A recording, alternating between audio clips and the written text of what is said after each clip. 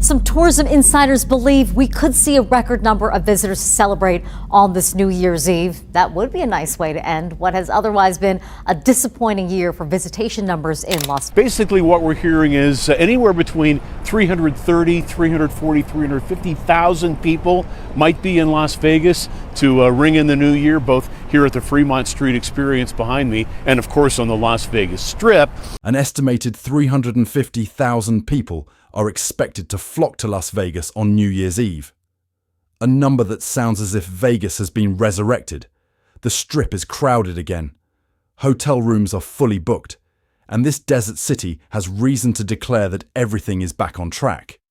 But the data tells a different story. In November 2025, passenger traffic through Harry Reid International Airport decreased by 9.6% compared to the same period last year, marking the 10th consecutive month of decline.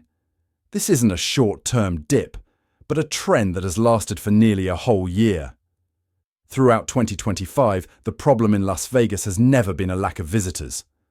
The problem is a lack of engagement, shorter stays, reduced spending outside the casinos, and a fading sense of value for money on the Strip.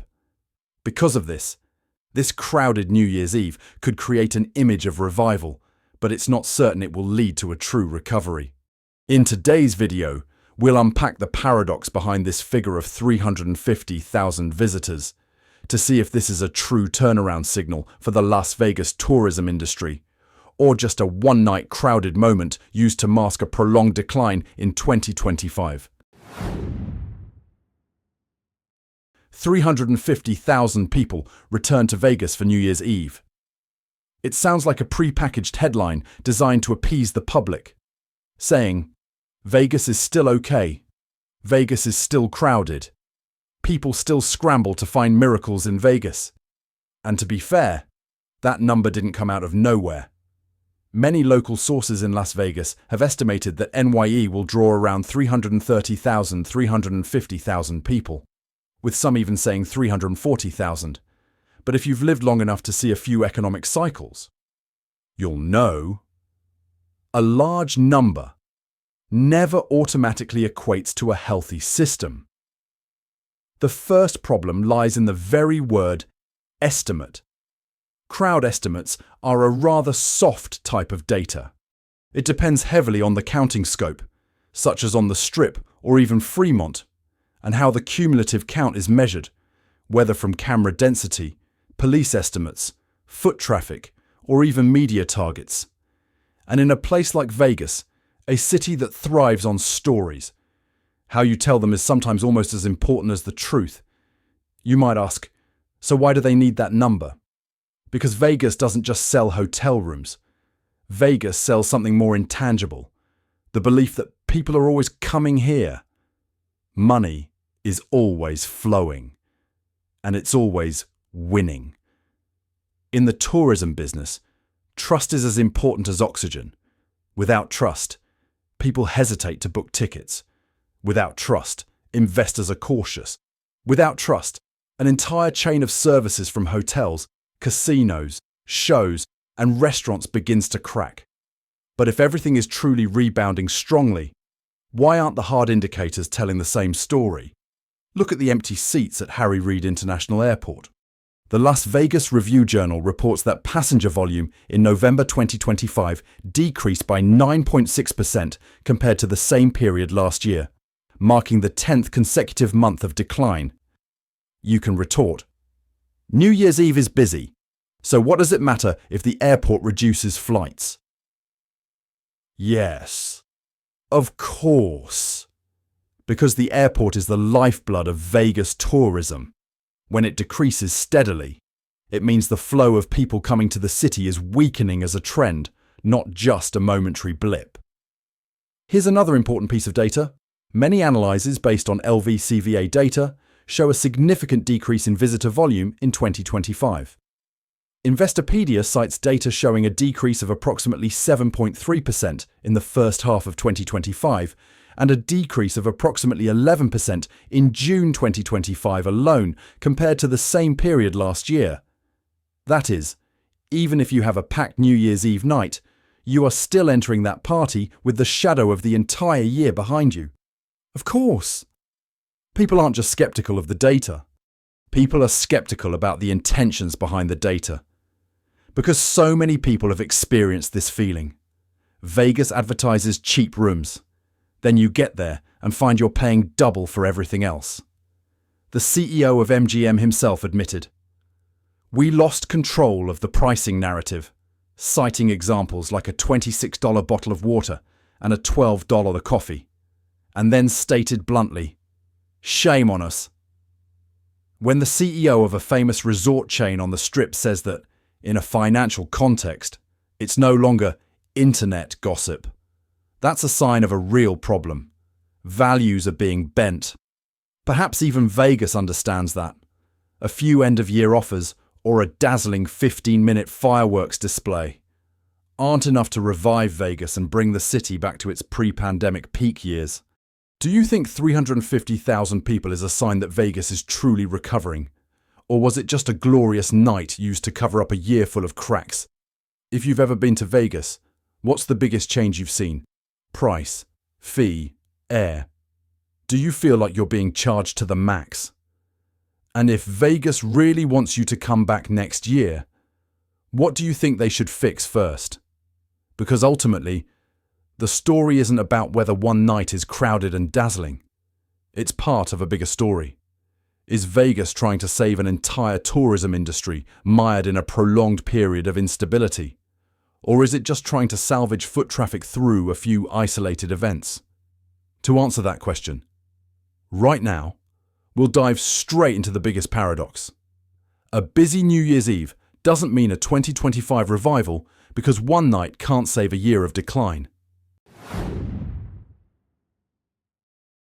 New Year's Eve in Vegas always has a strange power.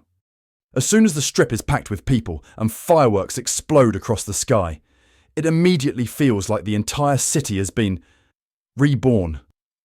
But if you look closer, NYE is like a camera flash. It brightens everything for a few seconds, then darkness returns.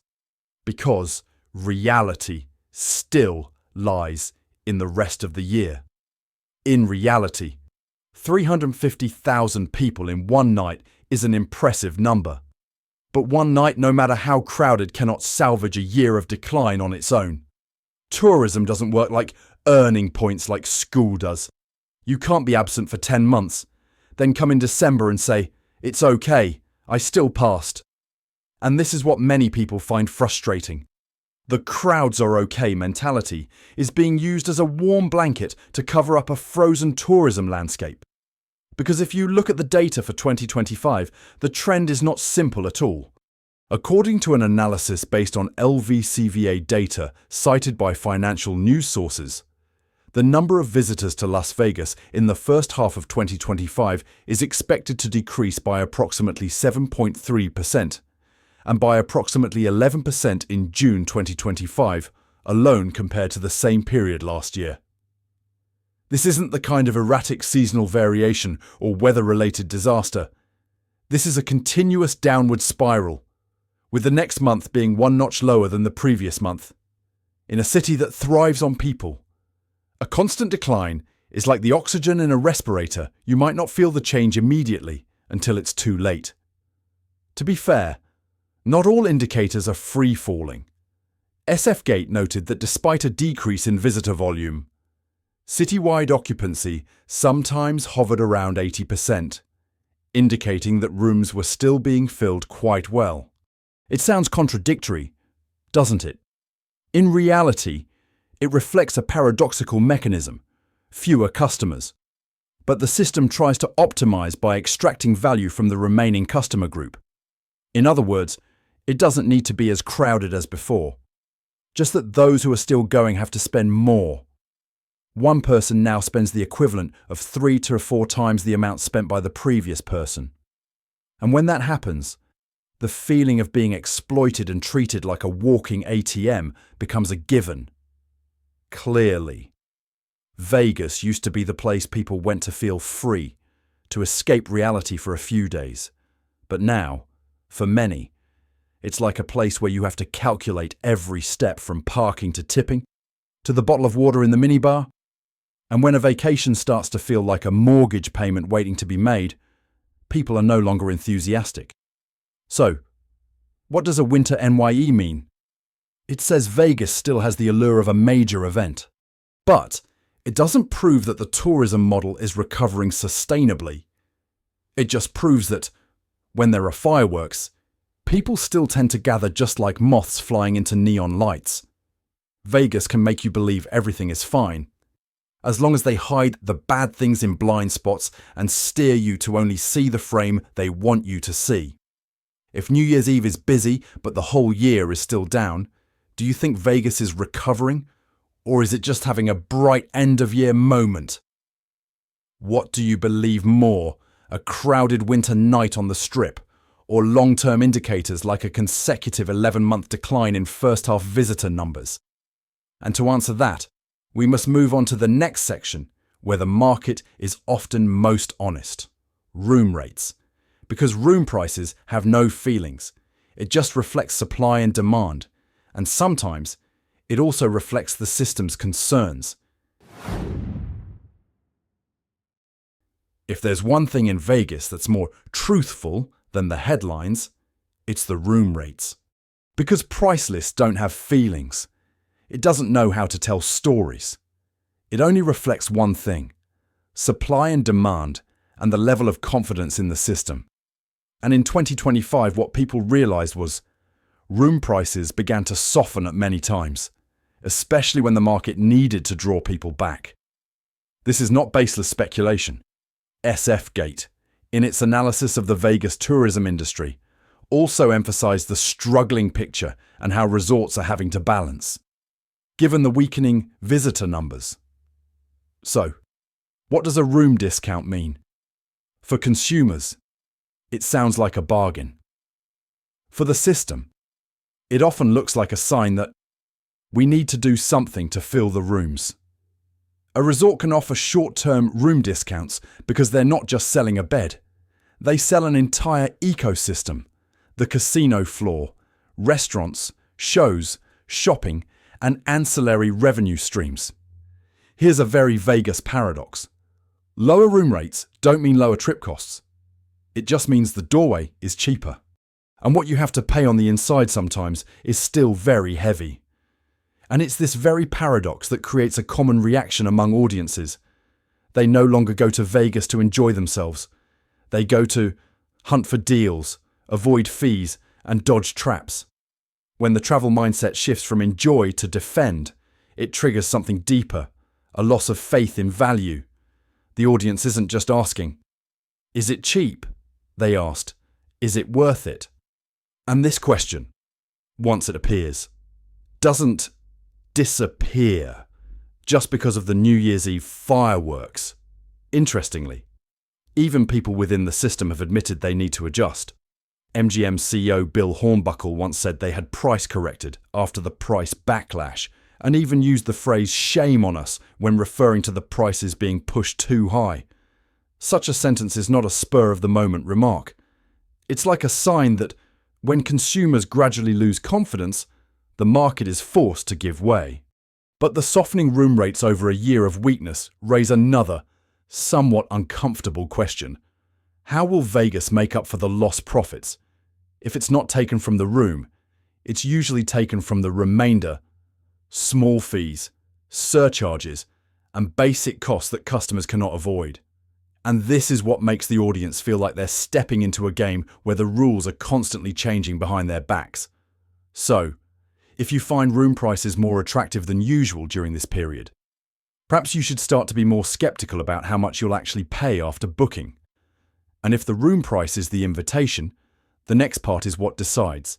Is Vegas selling a deal or a fee trap wrapped in neon lights?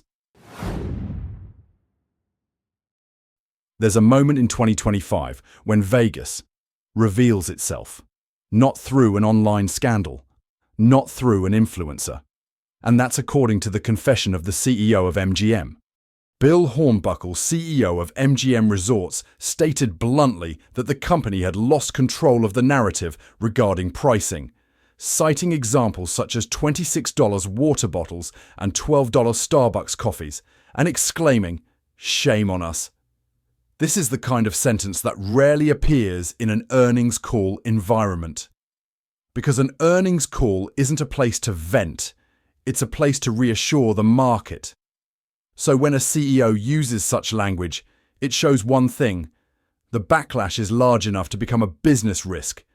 And why are audiences so intensely interested in the story of water and coffee? Because it's not just about being expensive, it's an experience that's betrayingly expensive. A bottle of water is not a luxury item. A cup of coffee isn't the main event. These are the things people buy to survive a hot day, a long night, a tiring journey. When the prices of those basic necessities are shockingly inflated, consumers begin to feel, Vegas isn't selling entertainment anymore. Vegas is selling the right to be here. Cheap room plus fees on top of fees, plus expensive food/drinks. The feeling of being charged for every breath. And that's what customers hate most, feeling like they're being turned into a target in a profit optimization system. People can accept an expensive place if it makes them feel respected. But when they have to pay for things that shouldn't have become a battleground, water, coffee, parking, etc., they feel like their patience is being tested. Vegas used to be a place where you gambled with luck. Now it makes you feel like you're gambling with the bill. In your opinion, is the $12 coffee and $26 water just a meme? Or is it a sign of a trend that has gone too far? If Vegas wants to regain trust, what should they do first? Lower room rates or cut the most annoying fees and prices?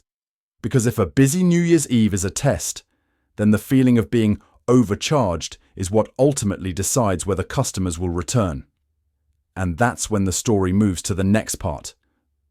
A new Vegas is forming, the Vegas of Wales, and the price of abandoning the masses. In Vegas, there are always two types of guests. One class came to try their luck, have dinner, watch a show, and feel like they were living a night larger than life. The remaining class, the whales, came to spend money as if they were playing a sport. For them, a small fee isn't a problem.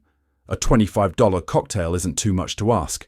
And if you're a casino hotel corporation looking at the revenue sheets during a tough year, you'll understand why the system is easily skewed toward whales. When the number of customers decreases, the fastest revenue rescue strategy is to retain high-spending customers. That's the cold logic of the market.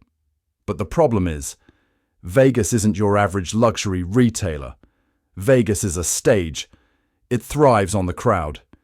It thrives on the feeling that everyone, rich or not, can step in and become part of the story.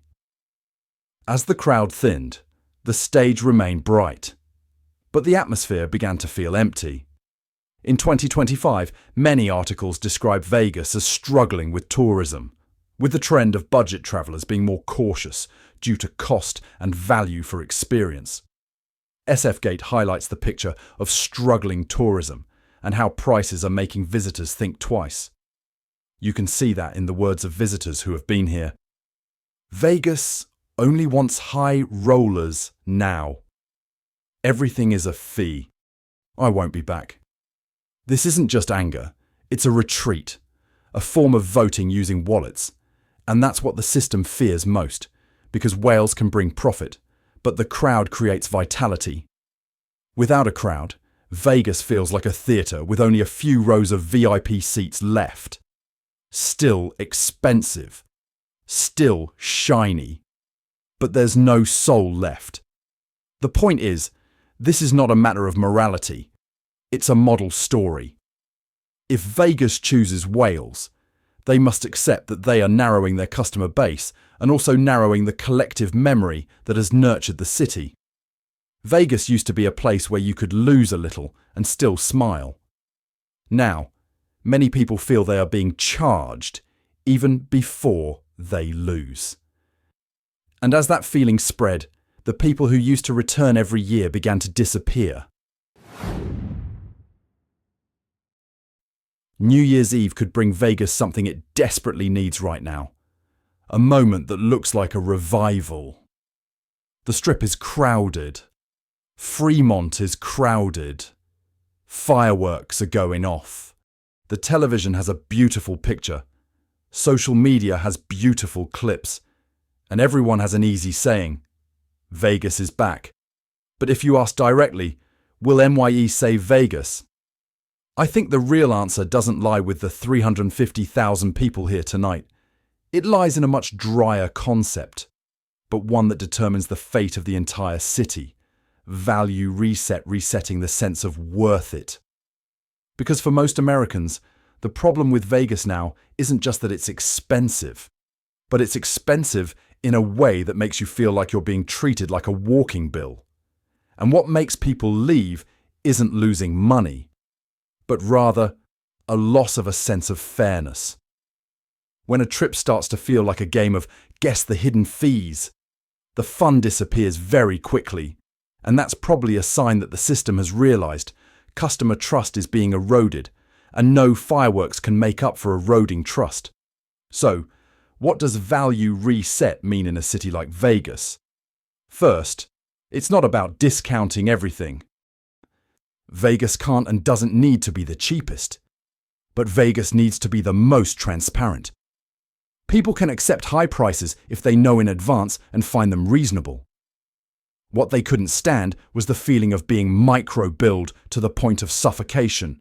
Resort fees, parking fees, early check-in fees, and even basic things like drinks and coffee became a kind of challenge.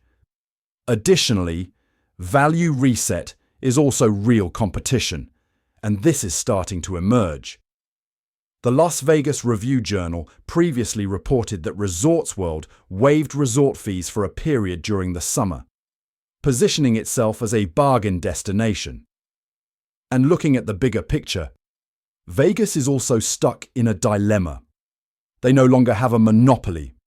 As casinos spring up every place, as online gambling puts everything in your phone, and as tourists have countless alternative options, Vegas can't survive long by charging by habit. Habits are changing, and the new habit is very cold. If it's not worth it, I won't go. So, back to the original question. Did NYE save Vegas? Perhaps it saved the image for one night. It saved the headline. It saved a few weeks of bookings. But whether 2026 and beyond can be saved depends on something else. Whether Vegas has the courage to reset the rules of the game with its customers. If Vegas cut the most annoying fees, were more transparent about pricing, and reduced basic rip-off points. Would you go back? Or is the problem not about fees, but the feeling that Vegas doesn't belong to me anymore?